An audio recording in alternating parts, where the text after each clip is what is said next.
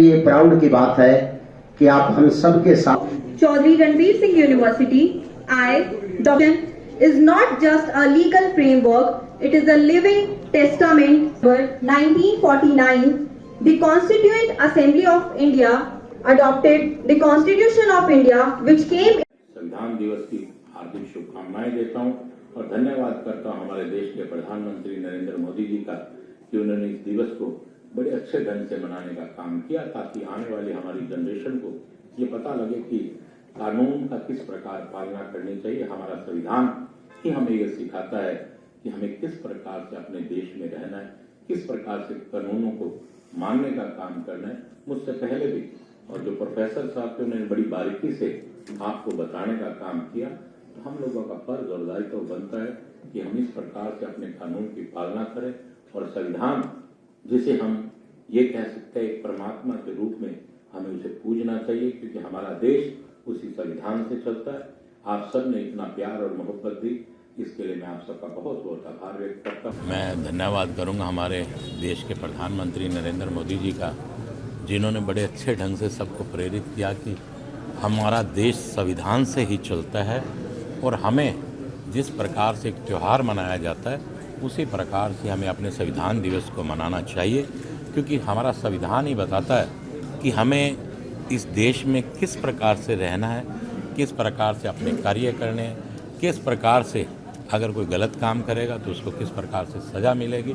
हर तरह से हमारा कानूनी प्रक्रिया हमें किस प्रकार से इस देश में एक दूसरे से मिलकर रहना है क्योंकि ये जो संविधान बनाया गया है ये किसी धर्म किसी जाति से संबंध नहीं रखता। इसलिए सभी के लिए सामान्य रूप से सबके लिए एक जैसा ही रूप धारण किया हुआ इस संविधान ने है। तो सबके लिए एक बराबर सजा, चाहे वो बराबर उतनी ही मोहब्बत इस संविधान में लिखी गई है, उतनी सजा इस संविधान में लिखी गई है। चाहे वो कितना बड़ा व्यक्ति हो उसे इस संविधान के अनुसार इस देश में रहना है तो इस संविधान के अनुसार ही चलना पड़ेगा। ऐसा आज 75 वर्ष हमारे संविधान को हो चुके। ऐसा संविधान बनाने का काम उस समय हमारे बाबा भीमराव अंबेडकर और पूरी जो उस समय में कमेटी थी उन्होंने बनाने का काम किया।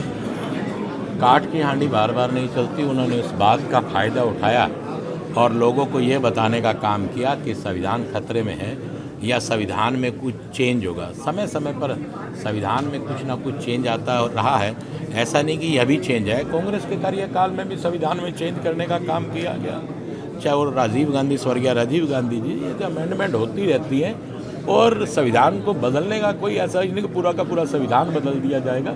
लेकिन लोगों को झूठ बोला गया, लोगों के साथ छलावा किया गया, तो ये काम करने का, बहकाने का काम कांग्रेस पार्टी ने करने का काम किया, जिसमें वो थोड़े से कामयाब भी हुए।